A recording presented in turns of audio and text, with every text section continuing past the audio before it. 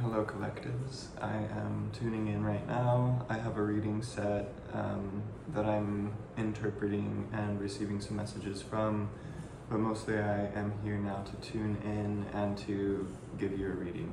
I'm going to start with just doing some Reiki and some breathing with myself, and let's go ahead and pull in a crystal.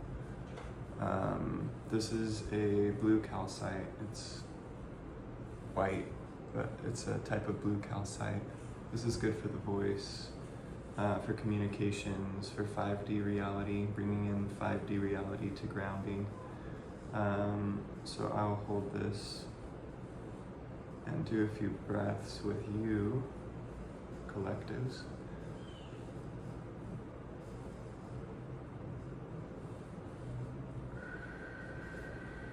And I'm tuning inward, clearing the fields, clearing away all the distortions, and transmuting all of the negativity for our own benefit, redirecting the energies in transcendence.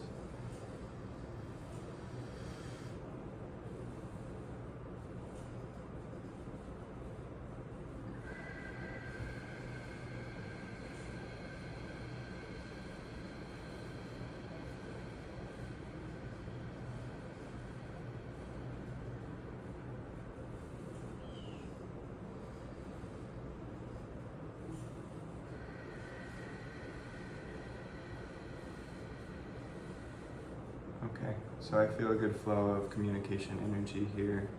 I feel that recently you've undergone a change and had a victory, so congratulations. I can see that there was something blocking your path before and you were able to figure it out and open up your path, whether that be moving around the obstacle or turning your focus or removing the obstacle from your path completely. On this current read, I have the moon energy. We just had a new moon. We're on a new cycle here. Wherever the moon is in the sky as you're watching this, you can tune into that feeling, and we can bring in some Reiki energy healing just to bring in that alignment, the congratulations and the victory, the gratitude, and preparing for a new path. So just remember that there's still work to do even after each victory, and the quicker that we can reset and remember what we're doing and what we can accomplish, the more we can do. It's like a quantum leap. So we can sit in the rest period if we need to, that's totally fine, but there's also, if I have the vitality to do it, I can do it now.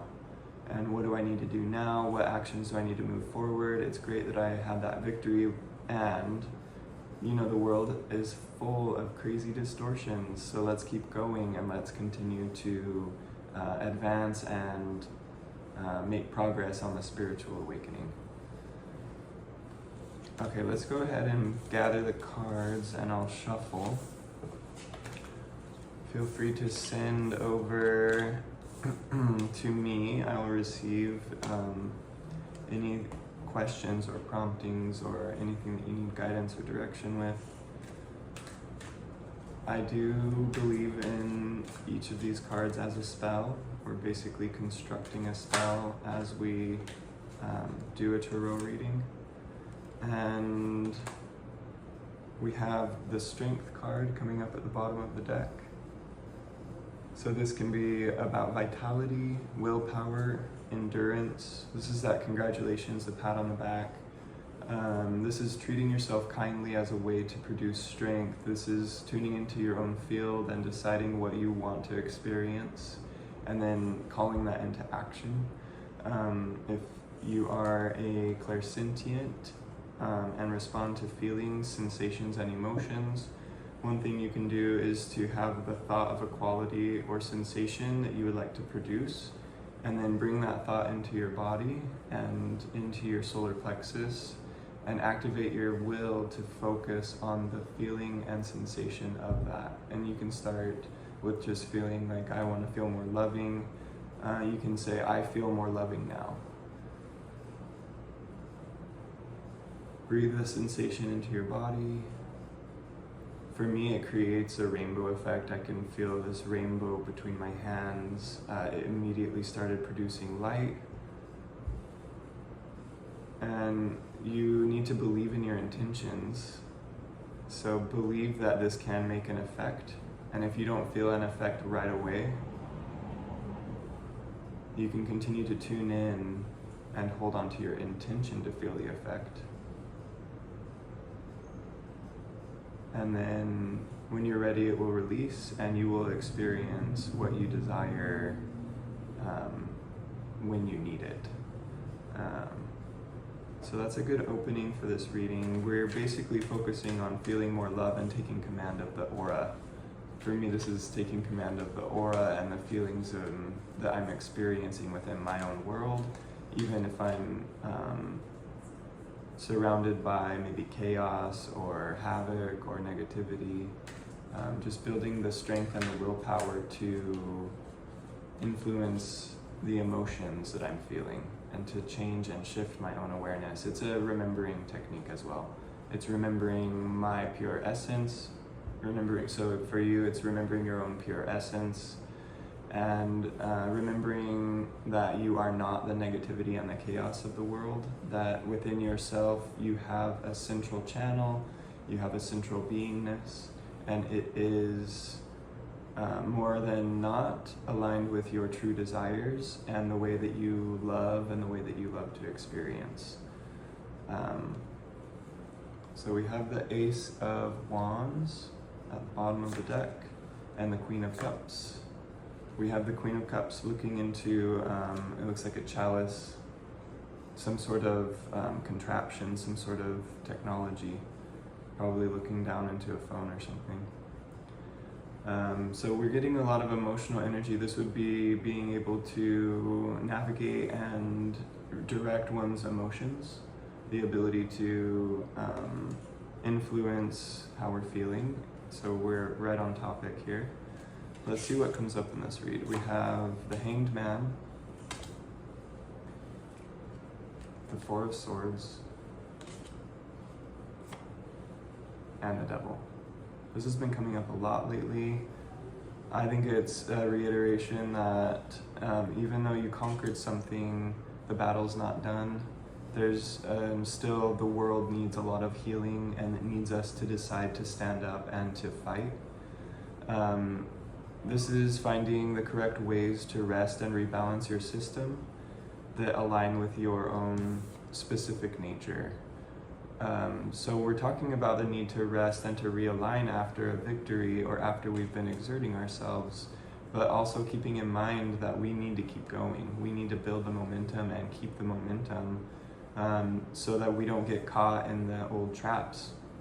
And this will happen for a while until the old traps don't distract us, basically.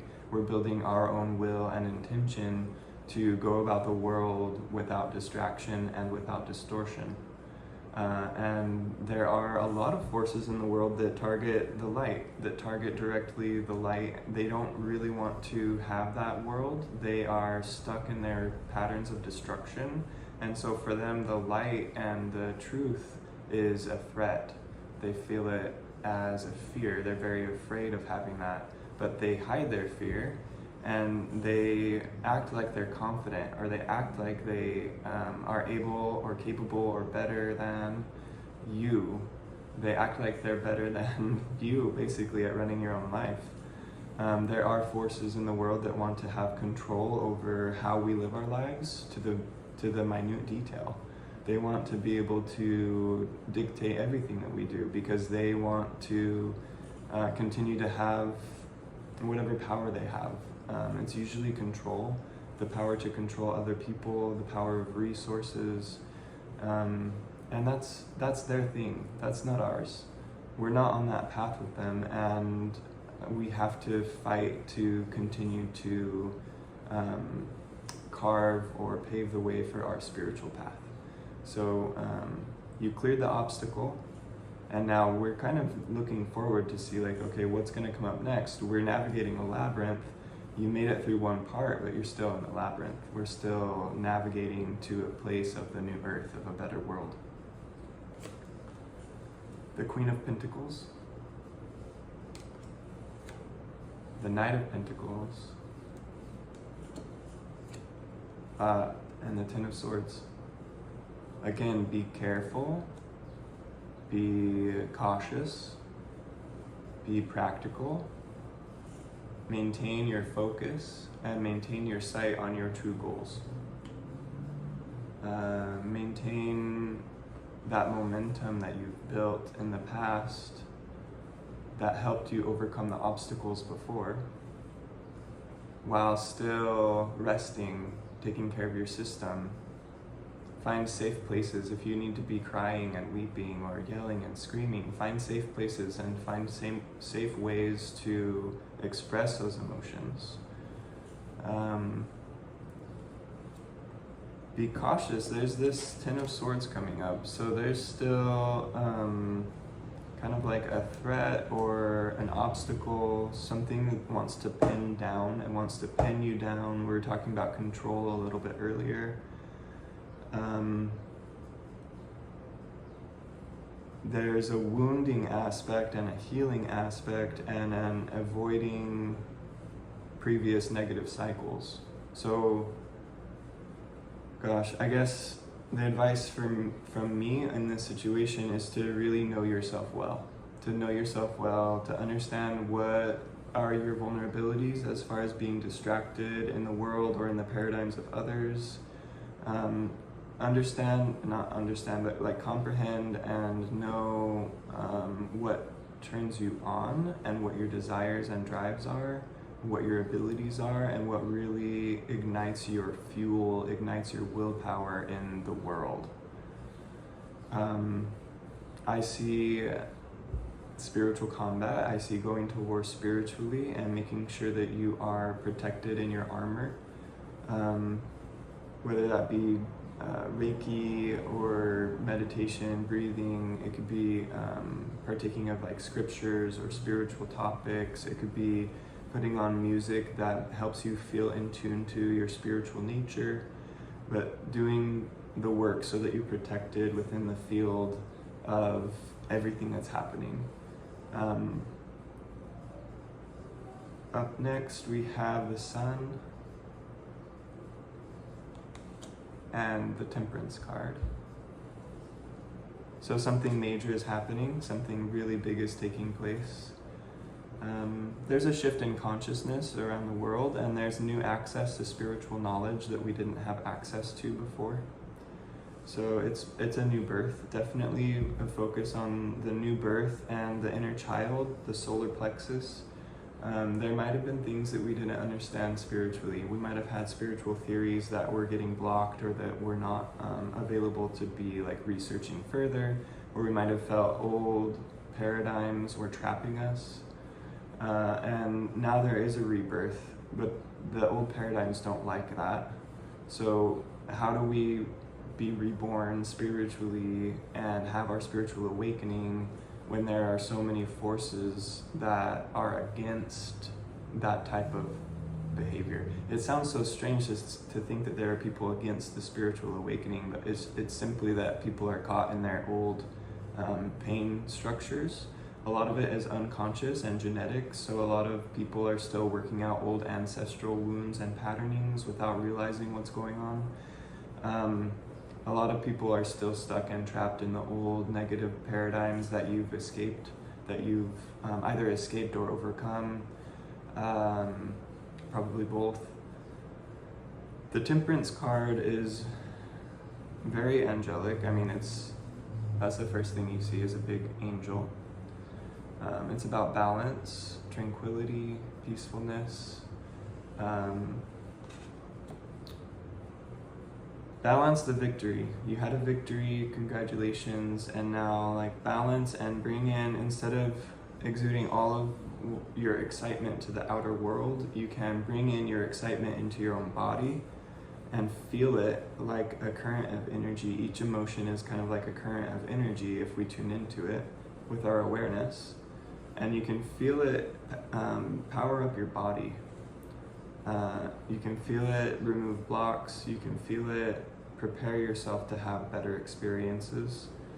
I just keep seeing this really beautiful emotion coming in and then directing it inward and using it to one's benefit like magic, like it's a spell or like it's a current of energy that you can direct. And then with your intention, you can power up yourself, basically. And right now I'm feeling a lot of tingling and a lot of sensation because I'm talking about it, and so it's bringing it up. But what they call like the chi or the vital force, to me is spiritual energy. That's the spirit being within the body. A lot of times our spirit is outside of the body and our aura, exploring the world and kind of being stimulated by think of thoughts taking you places that are outside of yourself, and that's what you're exploring. Wherever our focus and awareness is, that's where our spirit is residing. And where our spirit resides, there's movement and there's exploration and there's change. So do your best to bring your spirit into your body and to focus on having your spirit, having time for your spirit to be residing within your physical structure. And this will improve your aura, it'll expand your aura, and there's a connection to your guides here. So it'll bring in to your field spiritual beings, divine beings who can help and assist you. A lot of times we need to ask for the permission to do so. A lot of times we don't have to ask for their permission, they're simply there helping us, whether we ask for it or not. But if you feel the need to ask for help, please ask for help and speak up, because they can direct physical people into your lives. You can meet people who can help you, even strangers on the street, neighbors. You can see people online who can help you with whatever issue you're going through. There's a need here to gather wisdom, to gather insight, to gather oneself into the physical, into the central body, and to gather and collect spiritual helpers and friends, even if it's just through intention and through thought and belief. You believe it and it's real. If you focus your belief and intention, there is an effect. It does create an effect in your environment, in your aura, in your spiritual field. Okay, let's see. I'm gonna get some clarification on some of these readings.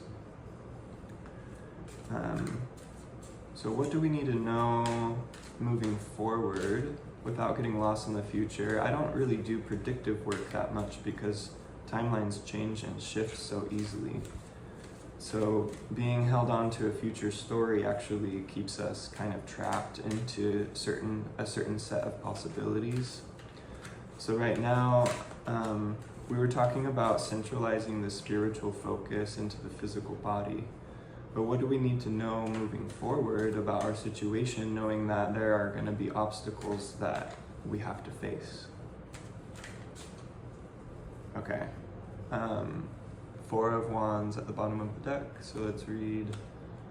I had pulled just before the shuffle a Seven of Wands, which was telling me to shuffle the deck. This is the effort and the work, the good fight, the spiritual fight. It's also allocating resources and gathering what you've collected. Okay, we have the Ten of Wands.